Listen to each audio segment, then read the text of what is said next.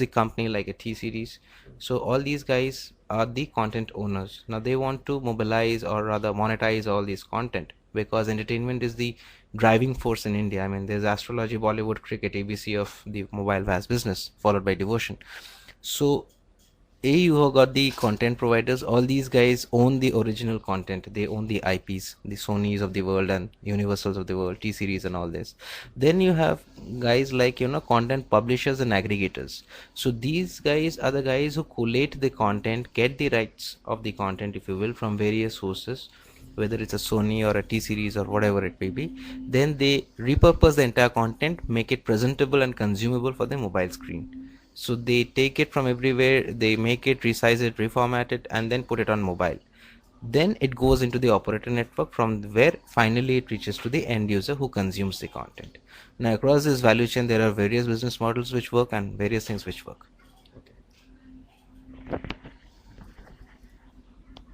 I'd like to remind everyone that if you want any clarification or more detailed explanation on any of the slides, you can please type it out, type your clarification, and we'll be happy to take it.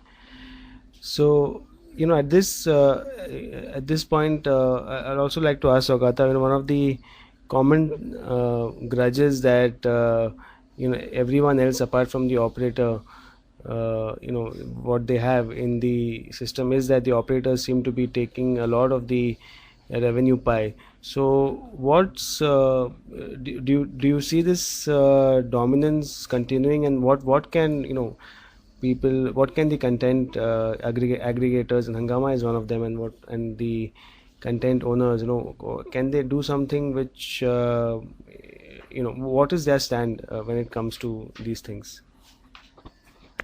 It is true. Currently, the situation in India is such that operators take more of the revenue share.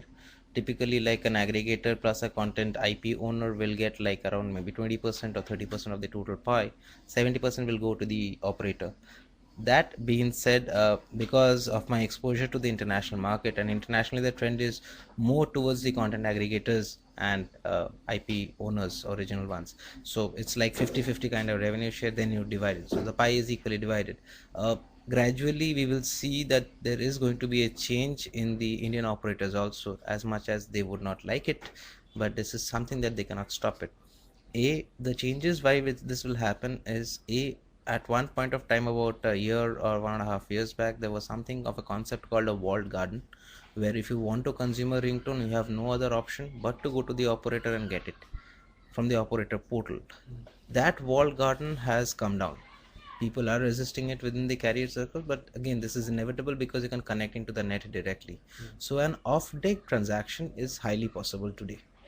So once you get an off-deck transaction, what typically happens is that your billing relationship on which the carrier ride goes out of it. Right. So it becomes independent third-party billing aggregator can come in, you can tie your content directly in there, and people can go there and buy it.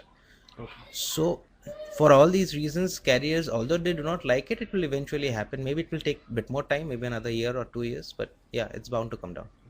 So you're saying that if you take the example of Balaji or T series, it's possible. If I understand what you're saying that Balaji can create a separate web presence and market it directly. Yes. So reason why it's not doing that, because it will be very expensive for them to promote the fact that they have a web page, and that's why they're going through the operators, right? I would say Balaji has just started their mobile division about 1 year back or something, and I guess they are testing the market more. Yeah. So expense point of view, it's not going to be very expensive. It doesn't take much money to create a website. All right, but promoting it and all that is always a cost involved.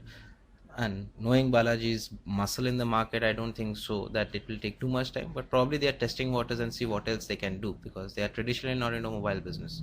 So figuring it out live, and probably they're going to take a full-on launch. Right.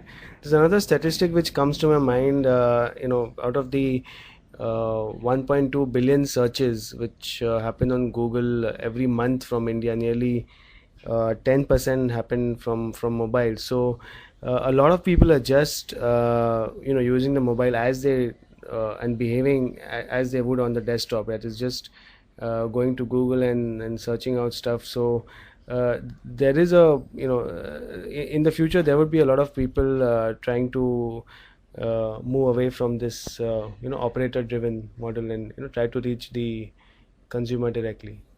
Yes, definitely.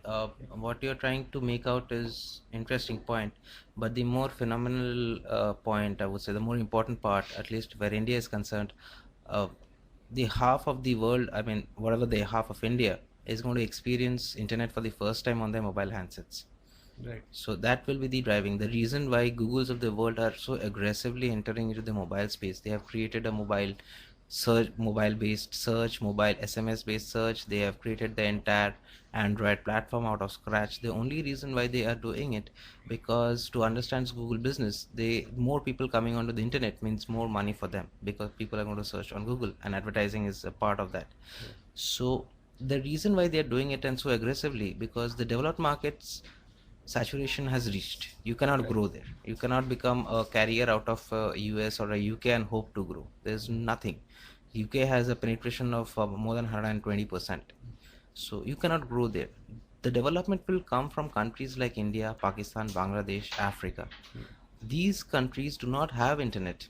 Right. It is the mobile wireless world which will carry them, and hence mobile has gained its importance in the entire scheme of things. Right.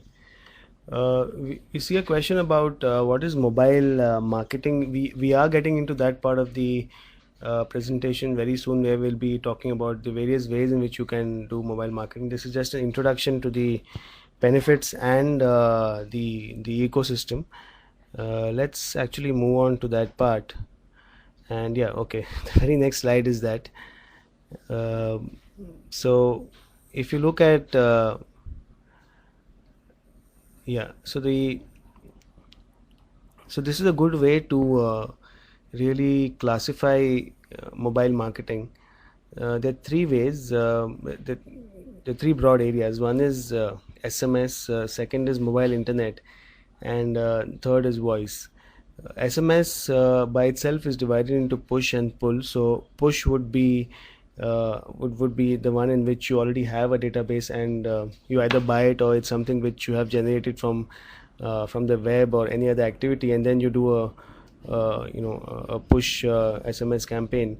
A pull campaign would be one in which the consumer is asked to send a request to a special number, and that's generally used for lead generation and creating a buzz around a brand, and we will see some examples of that. And so that's the SMS part. The second is the mobile internet, which is it's the equivalent of whatever you can do on the desktop